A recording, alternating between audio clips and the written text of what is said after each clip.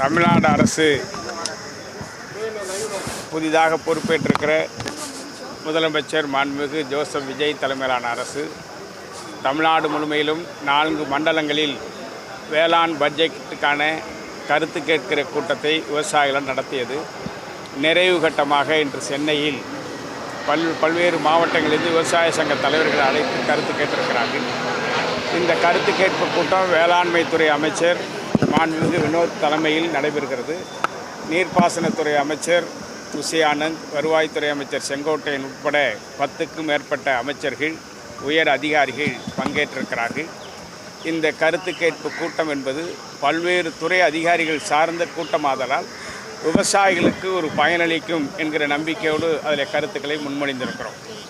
குறிப்பாக காவிரியின் குறுக்கே மேகதாட்டு கட்டுவதை அதற்கு சட்டப்படி மட்டுமே தான் தமிழ்நாடு அரசு நடவடிக்கை எடுக்க வேண்டும். பேச்சுவார்த்தை என்பதை 2013 உச்சநீதிமன்றமே உத்தரவிட்டு இனி பேச்சுவார்த்தை கிடையாது என்பதை உறுதிப்படுத்தியிருக்கிறது. எனவே பேச்சுவார்த்தையை 2 மாநில முதலமைச்சர்கள் தொடரக்கூடாது, அது பயனற்றதாகிவிடும், சட்டத்திற்படி அது செல்லாது என்பதை எடுத்துரைத்திருக்கிறோம். அதுபோல் விவசாயிகள் உற்பத்தி செய்கிற பொருளுக்கு மாவட்ட அளவில் தோட்டக்கலை பயிர்கள், பழ வகைகளை கொள்முதல் செய்து விற்பனை செய்வதற்கு மாவட்ட ஆட்சியர் தலைமையில் விலை நிர்ணய குழுக்களை அமைக்க வேண்டும் என்று சொல்லியிருக்கிறோம். நெல் குவிண்டால் ஒன்றுக்கு 3500 ரூபாய், கரும்பு டன் ஒன்றுக்கு 4500 ரூபாய் தேர்தல் அறிக்கையில் கொடுத்தபடி முதலமைச்சர் நிறைவேற்ற வேண்டும் என்று சொல்லியிருக்கிறோம். கூட்டுறவு கடன் தள்ளுபடி குறித்து முதலமைச்சரே தேர்தல் அறிக்கையில் வெளியிட்ட அடிப்படையில் 100% சிறு குறு விவசாயிகளுக்கும் 50% பெரு விவசாயிகளுக்கும் கடனை தள்ளுபடி செய்ய வேண்டும்.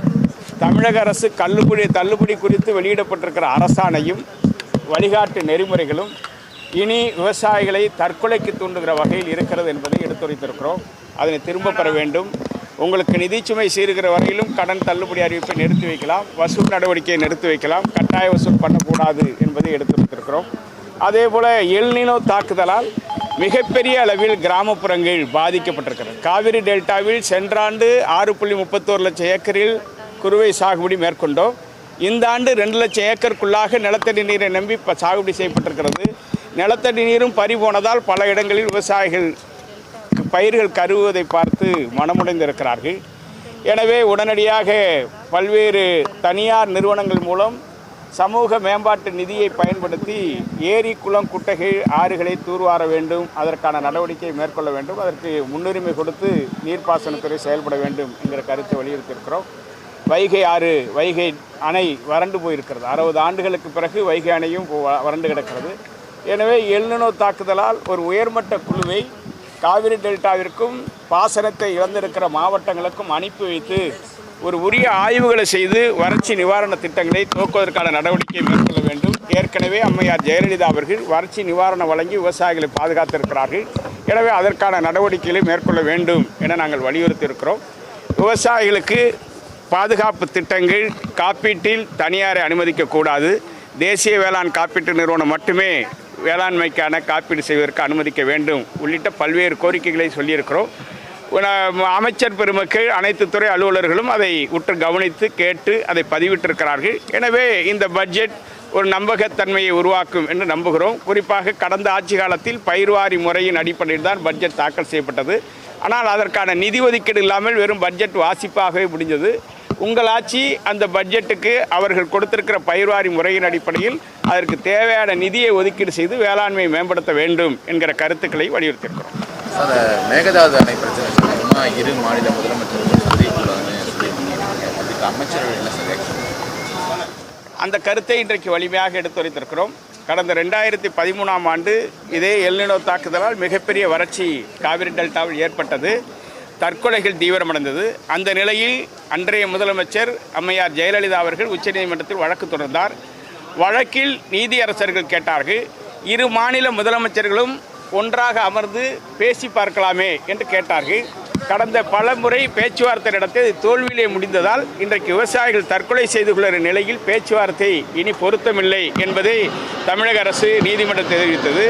உடனே நீதியரசர்கள், நாங்கள் 2 மாநில முதலமைச்சர்களும் அமர்ந்து பேசுவதற்கான கூட்டத்தை ஏற்பாடு செய்கிறோம், நீங்கள் தமிழ்நாடு முதலமைச்சர் ஜெயலலிதா அந்த கூட்டத்தில் சென்று பங்கேற்க வேண்டும் என்று கேட்டுக்கொண்டார்கள். அதன் அடிப்படையில் பெங்களூரில் அன்றைய கர்நாடக முதலமைச்சர் ஜெகதீஷ் ஷட்டர், தமிழ்நாடு முதலமைச்சர் ஜெயலலிதா இருவரும் அமர்ந்து பேசுகிற கூட்டத்தை உச்சநீதிமன்றம் ஏற்பாடு செய்தது.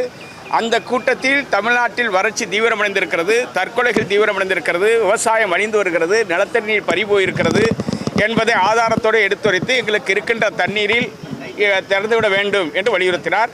ஒட்டுமொத்தமாக ஜெகதீஷ் ஷெட்டர் தலைமையிலான குழு தண்ணீரை திறக்க முடியாது, எங்களுக்கே போதாத நிலையில் உங்களுக்கு தண்ணீர் தரமாட்டோம் என்று சொன்னார்கள். உடனடியாக முதலமைச்சருக்கு வைக்கப்பட்ட குடிதண்ணீரை கூட அருந்தாமல் அவர் உச்சநீதிமன்றத்தில் அறிக்கையை தாக்கல் செய்தார். உச்சநீதிமன்ற நீதியரசர்கள் மிக தெளிவாக உத்தரவிட்டிருக்கிறார்கள். இனி தமிழ்நாடு கர்நாடகம் இடையே காவிரி குறித்து முதலமைச்சர்கள் இடையிலான பேச்சுவார்த்தை இனி கிடையாது, பேச்சுவார்த்தையை துவங்கக்கூடாது என உச்சநீதிமன்ற உத்தரவிட்டு தான் அன்றைய பிரதமர் மன்மோகன் சிங் தூங்குகிறாரா? அவர் தமிழ்நாட்டில் விவசாயிகள் தற்கொலை செய்து கொள்ளும் போது வேடிக்கை பார்க்கிறாரா? அவர்தான் தமிழ்நாட்டுக்கு பிரதமர் என்பதை உணர்ந்து கர்நாடகா விழுந்து 13,000 கனடி தண்ணீரை வினாடிக்கு விடுவிக்க வேண்டும் என்று உத்தரவிட்டனர். 8,000 கனடிய தண்ணீரை பெற்றுக் கொடுத்து அன்றைக்கு குடிநீர் உள்ளிட்ட பல்வேறு பாதுகாப்பு நடவடிக்கைகள் மேற்கொள்ளப்பட்டது. எனவே தான் உச்சநீதிமன்றம் 2013 உத்தரவிட்ட அடிப்படையில் இனி கர்நாடகம் தமிழ்நாடு பேச்சுவார்த்தை என்பது சட்டப்படி செல்லாது, நீதிமன்ற உத்தரவை அவமதிக்கிற நடவடிக்கையாகும். எனவே காவிரி மேலாண்மை ஆணையம் உச்சநீதிமன்றத்தின் நேரடி கட்டுப்பாட்டில் அமைக்கப்பட்டிருக்கிற போது ஆறுகளும் அணைகளும் சம்பந்தப்பட்ட மாநிலங்களுக்கு சொந்தம். ஆறுகளிலும் அணைகளிலும் வரக்கூடிய தண்ணீரும் இருக்கக்கூடிய தண்ணீரும் காவிரி மேலாண்மை ஆணையத்தின் கட்டுப்பாட்டில் கொண்டு வரப்பட்டிருக்கிறது. காவிரி மேலாண்மை ஆணையம் அமைக்கப்பட்டதிலிருந்து 15 ஆண்டு காலம் அதில் எந்த மாற்றமும் செய்ய முடியாது என்பதை உச்சநீதிமன்றம் தெளிவுபடுத்தியிருக்கிறது. இந்த நிலையில் மேகதாட்டு அணை என்பது DK சிவக்குமாரால் கட்ட முடியாது. அதற்கான எந்த அனுமதியும் மத்திய அரசு, சுற்றுச்சூழல் துறை, வனத்துறை வழங்காது. எனவே வழங்க முடியாத நிலையில் அரசியல் உறவை பயன்படுத்தி எப்படியாவது தமிழ்நாடு முதலமைச்சர் ஜோசப் விஜயிடம் ஒரு ஒப்புதலை பெற்றுவிடலாமா என்கிற நடவடிக்கையை DK சிவக்குமார் மேற்கொண்டிருக்கிறார். அவரது அந்த வலையில் நமது முதலமைச்சர் சிக்கிவிடக்கூடாது என்பதை அவருக்கு எடுத்துரைத்திருக்கிறோம். இன்றைய தினம் அமைச்சர்கள் அதை பொறுமையாக கேட்டிருக்கிறார்கள். நல்ல முடிவு வரும் என்று எதிர்பார்க்கிறோம்.